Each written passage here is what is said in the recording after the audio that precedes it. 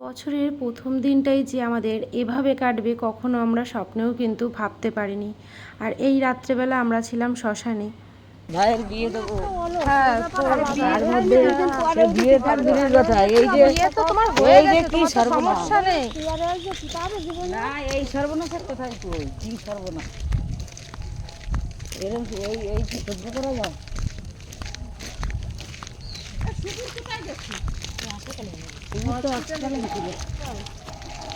ও তো নীলির মার মানে আনতে বেলা ঘুরে নিয়ে গেছে ওনারে উঠুন বাড়িতে উনি চিল্লাচ্ছে যে আমার নিয়ে তো পারবো নিয়ে তা ওনারে নিয়ে সাইকেলে পারে মেয়েরা তার মেয়ে সামনে বাড়িতে ও নিয়ে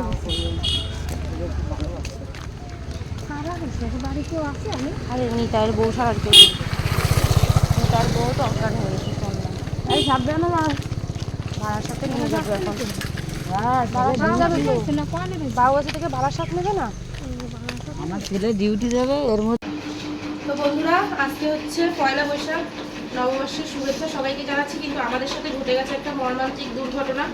তো মানে কাজ করতেই হবে, সেজন্য করছি, মানে জিনিসপত্রগুলো আলমারিতে তুলে রেখে দিচ্ছি। তাহলে মানে একটা খুবই খারাপ ঘটনা। আমার এক দেওর, ছোট দেওর, সে হঠাৎ করেই 11,000 ভোল্টের যে কারেন্ট ওদের ঝাড়া খেয়ে পুড়ে গেছিল। কি বলবো, মানে কোনো কিছু বলার ভাষা নেই। যে আজকের দিনটা পয়লা বৈশাখের দিন আমরা একটু ভালোভাবে কাটাবো, সেটার মানে ইয়ে নেই। কি বলবো, মানে বলার ভাষা পাচ্ছি না আমি তোমাদের সাথে যে কিছু বলবো। তো যাই হোক, আর কিছুই আমি বলতে পারছি না, আর বলবো না। আমার ওই দেখে মাথা পাতা ঘুরায়, আমার আরো শরীর মধ্যে খারাপ লাগছে। ওই জায়গায় বসে থেকে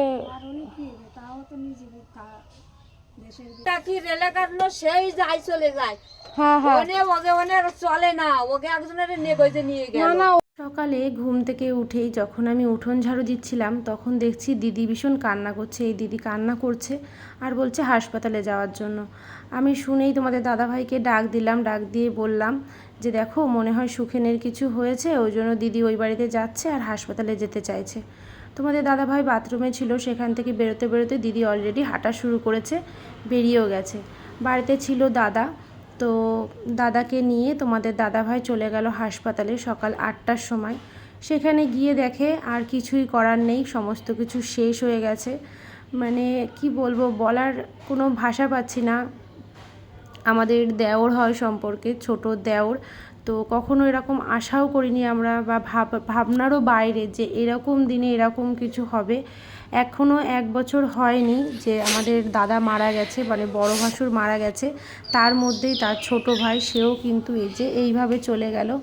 আর জিনিসটা একদমই ভাবা যায় না, কারেন্টের কাজ করতে গিয়ে কিন্তু এই ঘটনাটা ঘটেছিল। তো ওই বাড়িতে নিশার মা মানে দিদি সবাই কিন্তু অসুস্থ, হাসপাতালে ভর্তি ছিল। তো যেহেতু কাজ করতে অনেকটা সময়ের ব্যাপার ছিল, বারাসাত নিয়ে গেছিলো পোস্টমর্টম করার জন্য, সেই জন্য অনেকটা লেট হচ্ছিল। আর এদেরকে দুইবার করে হাসপাতালে ভর্তি করা লেগেছে।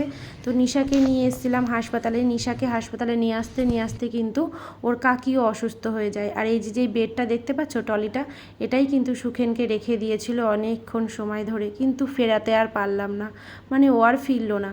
আর এখানে দেখো, এই যে নিশা হাসপাতালে ভর্তি।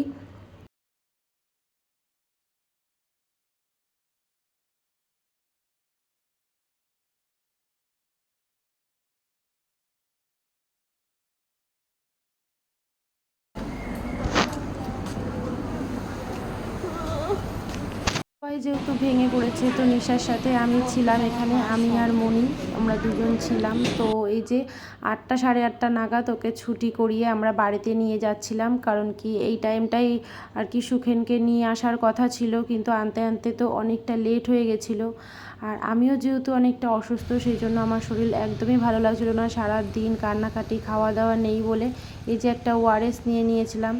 আর এই হচ্ছে শ্মশান। রাত্রেবেলা প্রায় 2টো কি 3টে বাজে, আমরা 1টার দিকে এসেছিলাম রাত্রেবেলা শ্মশানে। আর এখানে নিশার মা দুজনই কিন্তু শুয়ে রয়েছে, মানে ওরা অনেকবার করে অজ্ঞান হয়ে গেছে। আর আমার শরীরটাও অনেকটা খারাপ লাগছিল। তো আমাকেও জল ঠল দিয়েছিল মণিটনিরা, তো আমিও বসেছিলাম অনেক রাত। সমস্ত কাজ কিন্তু শেষ হয়ে গেছে। আর এখানে কুশলই করছে সমস্ত কাজ। দেখা যাবে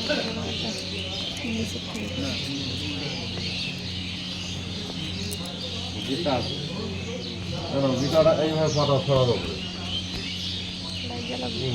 ওই করা গীতার উপর পড়াও এই বসি দাও সারাটা তোল সারাটা তোল তোল তোরে যেটা বলছি সেটা কর তোলো তোলো এই পয়সাটা দে ওর লোকে দে ওর লোকে সবাই একটু সুখেনের আত্মার শান্তি কামনা করো, যাতে ও যেখানেই থাকুক ভালো থাকুক, সেটাই আমরা কামনা করি। আর এমন দিন যে আসবে আমরা সত্যি কখনো ভাবতে পারিনি। সবাই ভীষণ ভেঙে পড়েছে, কিছু বলার আর কোনো জায়গা নেই।